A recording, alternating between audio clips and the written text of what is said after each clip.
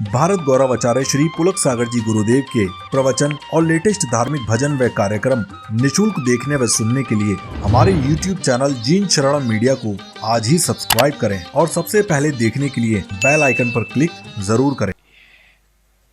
आप विचार तो करो, एक छत के नीचे रहकर भी यदि भावनाओं उसकी दूरियां हैं तो हम पास रहकर भी बहुत दूर हैं, और दूर रहकर भी यदि भावनाओं से जुड़े हैं तो हम दूर रहकर भी बहुत पास हुआ करते हैं। अरे मेरे भाई, मैं गांव में भी जाता हूं और शहरों में भी जाता हूं, अंतर यही पाता हूं कि शहरों में मकान तो बहुत पास पास होते हैं लेकिन मन बहुत दूर होते हैं, और गांव में मकान दूर होते हैं लेकिन मन बहुत पास में हुआ करते हैं। ध्यान रखिए, मकान की दूरियां तो चल जाएंगी, कोई बात नहीं है। आज शहरों में इतनी जगह भी नहीं है कि एक मकान में 4 लोग रह सके।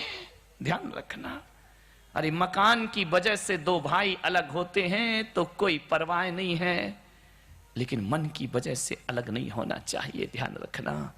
और एक बात और स्मरण में रखना कि आंगन में दीवार बाद में खिंचती है, पहले मन में दीवार खड़ी होती है, और मन की दीवारों को गिरा दो।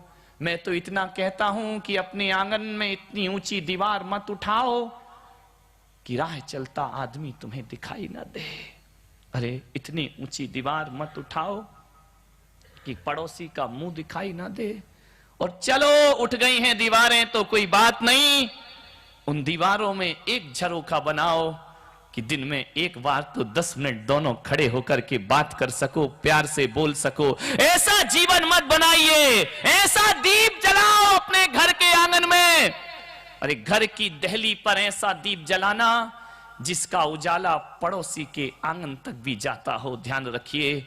लेकिन आज तो आदमी सोचता है ऐसा दिया जलाओ जो घर की दहली पर तो नहीं रखता है, उसने तो दहली ही मिटा दी है। अब तुम्हारे घरों में दहली बची कहां है? कोई दहली नहीं बची, कोई मर्यादा नहीं है। अरे दहली को ऐसा वैसा मत समझो। लाइफ ऑफ कंट्रोल लाइन थी, एक मर्यादा की रेखा थी, आज खत्म हो चुकी है। आज तुम दिए दहरी पर नहीं रखते हो, दिए उस आले में रखते हो जिसका प्रकाश केवल हमारे कमरे तक पहुंचे। वो इंसान नहीं हुआ करता है। ध्यान रखिए। अरे आले में दिया रखोगे तो प्रकाश भी सीमित हो जाएगा, और प्रकाश ही सीमित नहीं होता मेरे भाई, रखा हुआ दिया आले को भी काला कर दिया करता है, जिंदगी को अंधेरे की ओर ले जाया करता है। ऐसा दिया जलाओ जिसकी रोशनी से पूरा मोहल्ला रोशन हो जाए। ऐसा पेड़ लगाओ अपने घर के आंगन में कि जिसकी छाया पड़ोसी के आंगन तक भी पहुंचती हो। लेकिन आप तो ऐसे हो गए कि पड़ोसी के घर डाल पहुंच जाए तो तुम कुल्हाड़ी से काट देते हो। इस पेड़ के फल केवल हम ही खाएंगे, दूसरा ना खा पाए। ये कैसी जिंदगी है आदमी की? ध्यान रखना, सोचना है। एक बात ध्यान रखना, जिसका दिल बड़ा होता है उसका भाग्य बड़ा होता है, और जिसका दिल छोटा होता है उसका भाग्य भी छोटा हुआ कर। दिल को बड़ा करो, इतना दायरे दिल मत बनाओ कि हम 2 और हमारे 2 के सिवा कोई ना समाये तुम्हारे अंदर। अरे दिल तो इतना बड़ा बनाओ कि पूरा विश्व आकर के उसमें समाहित हो जाए। तब तो तुम्हारी मानवता है, तब तो तुम्हारा इंसान के रूप में पैदा होना सार्थक सिद्ध होगा। ध्यान रखिए, दिल की दूरियां मत बढ़ाइए, पास रहो। मुसीबत में मोहब्बत से काम लो, और कोई रास्ता नहीं है। और मैं तो कहता हूं कि हर समस्या का समाधान प्रेम से हो सकता है। कल मैंने कहा था ना कि जागर प्रेम न संचरे तागर जान मसान। आप बता सकते हैं मुझे कि भारत से रूस कितने दूर है? किसी को किलोमीटर मालूम है? बताइए भाई, नहीं मालूम? अंदाज बता दो। कितना? 3000? क्या ज्यादा होगा?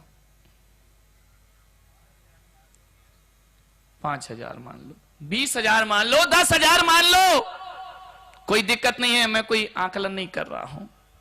भारत से रूस की दूरी 5000 किलोमीटर दूर होगी। लेकिन आपसे मेरा एक प्रश्न है, भारत से पाकिस्तान की दूरी कितनी है? राजस्थान वालों, तुम तो और भी ज्यादा पास हो। इतनी दूरी तो नहीं है। पाकिस्तान भारत से लगा हुआ है, लेकिन एक बात तो बताओ मेरे भाई, पाकिस्तान भारत से लगा है और रूस भारत से बहुत दूर है, लेकिन एक बात स्मरण में रखना, रूस बहुत दूर होकर भी भारत के बहुत पास है और पाकिस्तान पास होकर भी भारत के बहुत दूर हुआ कर। ध्यान रख, दुश्मन देश और मित्र देश, मित्र देश दूर रहकर भी हमारे बहुत पास होता है और दुश्मन देश पास रहकर भी बहुत दूर होता है। और कभी कभी हो सकता है कि प्रेम बना रहे तो अमेरिका में रहने वाला बेटा भी तुमसे दूर नहीं है, और प्रेम नहीं है तो घर में रहने वाला बेटा भी तुमसे बहुत दूर हुआ करता। प्रेम से जियो, प्रेम से बड़ा कोई मंत्र नहीं। एक सेठ था, रात सो रहा था। किस्मत वाला होगा, वरना सेठों को नींद कहां आती है। अमेरिका और भारत में इतना ही अंतर है कि अमेरिका के लोग गोली खाकर सोते हैं और भारत के लोग गाली खाकर उठते हैं। जब तक 2-4 गालियां ना पड़ जाए तब तक नींद ही नहीं खुलती है। किस्मत वाले हैं वो लोग जो रात को चैन से सोते हैं। ध्यान रखिए, सबसे ज्यादा सुखी आदमी वही है जो रात तकिए पर सिर रखता है और गहरी नींद आती है। बदकिस्मत हैं वो लोग करवट बदलते बदलते जिन्हें रात की नींद नसीब नहीं हुआ करती है।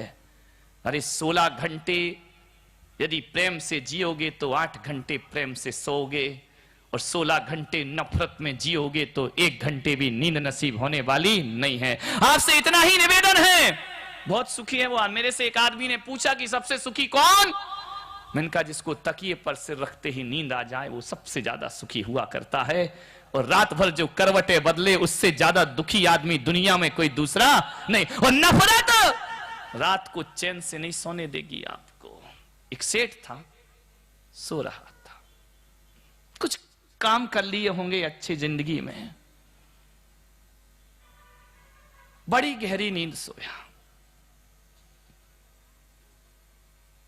बड़ी सुकून से सोता था, कोई कमी नहीं थी उसको। अपार धन दौलत, अपार संपदा,